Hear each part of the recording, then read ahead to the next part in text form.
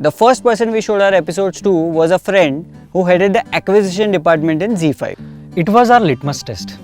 अगर इसे पसंद आ जाता ना तो वी वर श्योर कि बाकी लोगों को भी पसंद आएगा.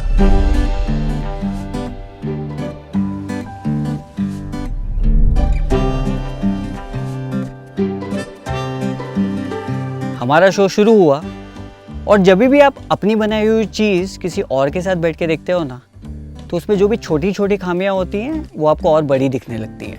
हम दोनों को रियलाइज़ हुआ कि हमारे पहले 2 एपिसोड्स थोड़े स्लो हैं.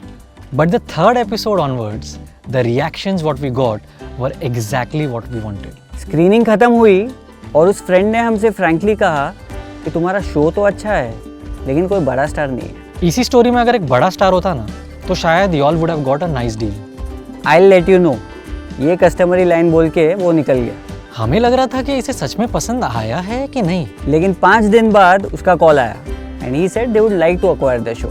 But the only problem was the price point was too low. And we were yet to explore the other platforms like Amazon and Netflix. इसीलिए हमने इस ऑफर को फिलहाल होल्ड पे रख दिया था. जब हमने ये प्रोजेक्ट शुरू किया था that time OTT platforms were just starting out with making Indian content. उस वक्त Amazon and Netflix, these platforms were our target. And we knew कि जैसा हमने सोचा है वैसा प्रोडक्ट हमने बना लिया ना तो इन दोनों प्लेटफॉर्म्स में से किसी एक पे जाने के बहुत अच्छे चांसेस थे हमारे प्रोजेक्ट के. लेकिन ये सीरीज बनाते बनाते हमें 1.5 साल लग गए और उसी दौरान इन OTT प्लेटफॉर्म्स की सारी पॉलिसीज बदल गई. So when we pitched our series to these 2 platforms हमें पता चला कि यार Amazon और Netflix ने ओरिजिनल इंडियन सीरीज तो उठाना बंद कर दिया है. So now they were doing only those series which they had commissioned. They were acquiring movies, but not web series जो independently बनी थी. तो Amazon और Netflix का रास्ता तो फिलहाल हमारे लिए बंद था. दूसरा था Hotstar, जो सिर्फ बड़े प्रोड्यूसर्स, बड़े डायरेक्टर्स और बड़े एक्टर्स के साथ ही अपना कंटेंट लॉन्च कर रहा था. So even that was out. अब बचा था MX Player और ZEE5. हमने बनाते वक्त सोचा था कि इस पे बड़ा प्रॉफिट कमाएंगे. लेकिन अब कॉस्ट रिकवर करना भी मुश्किल होने वाला था. और ऐसे में we again started our conversation with ZEE5. The price wasn't what we were looking for, but I guess this was not the time to get greedy. A reputed platform like ZEE5 was actually ready to take our content. इसीलिए हमने लालच को tata bye bye बोला and we just took the offer. 1.5 साल का blood, sweat, tears, favors, ये सब finally came to fruition. हमें पता था कि शायद अब ये शो उतना बड़ा नहीं हो पाएगा, पर एक बात तो पक्की थी. Finally, our show was going to come out. हमारी डील फेब में हुई और मार्च में कोरोना आ गया. All the OTT platforms just went in a huddle to complete their pending projects. ZEE5 के भी कई प्रोजेक्ट्स इनकम्प्लीट थे, लेकिन इन सब में जो एक प्रोजेक्ट रिलीज के लिए रेडी था ना वो था हमारा फोन अ फ्रेंड. तब हमें ये आइडिया नहीं था कि लॉकडाउन इतना लंबा चल जाएगा. लॉकडाउन में रिलीज करने के प्रोज भी थे और कॉन्स भी. We could have maximum number of eyeballs. But there would be no publicity. No banners, no premieres, no press conferences. Eventually we decided that given the grim nature of the world जो उस वक्त था, a fun light-hearted show which also talks about the environment, it would be a very nice thing to release during that time.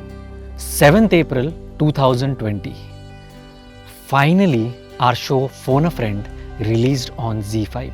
Just like our first film Question Mark, even this show was loved by a lot of people. It has an IMDb rating of more than 8. हम लोगों को online भी इतने messages आ रहे थे कि यार second season कब ला रहे हो. लेकिन अभी भी जो बड़े मीडिया हाउसेस थे ना, because of not having big actors, उन्होंने हमारा शो कवर नहीं किया था. Again like Question Mark, our show was still unable to reach the number of people which we had initially wanted to. बात simple है, अगर आपको शो के बारे में पता चलेगा तभी तो आप जाके शो देखोगे, right?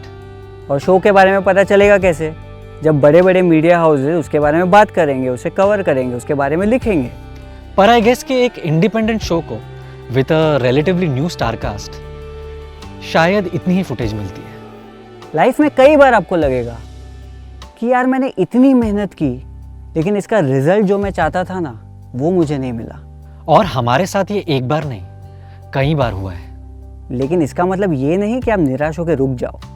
Because we truly believe कि अगर आपने अपना काम पूरी मेहनत और ईमानदारी के साथ किया है ना तो एक ना एक दिन ना उसका रिजल्ट आपको ज़रूर मिलेगा. फिलहाल हमें वो रिटर्न मॉनिटरी फॉर्म में नहीं लेकिन लाइफ लेसन्स के फॉर्म में ना ज़रूर मिल रहा है. Whenever we see our show on the screen, na, all the hard work, disappointment, failure, success, it just flashes back right in front of our eyes. But the cavalry has still not arrived. Perhaps it will. Perhaps it will not. But we don't care because we have knowingly chosen this pain. Following your dreams isn't just about fulfilling them. It's about living them each day because the pursuit of those dreams teaches you things about yourself, about the people around you, and about life that you would have never known otherwise. When we started, we dreamed about being the best directors of the country, making big films. But now, all that we strive for is to be able to tell that next story that's bubbling within us. Still in pursuit of our dreams, enjoying every moment of it. We don't know that when we'll become successful filmmakers. But during this entire journey, one thing that we have realized is that we have definitely become a better human being.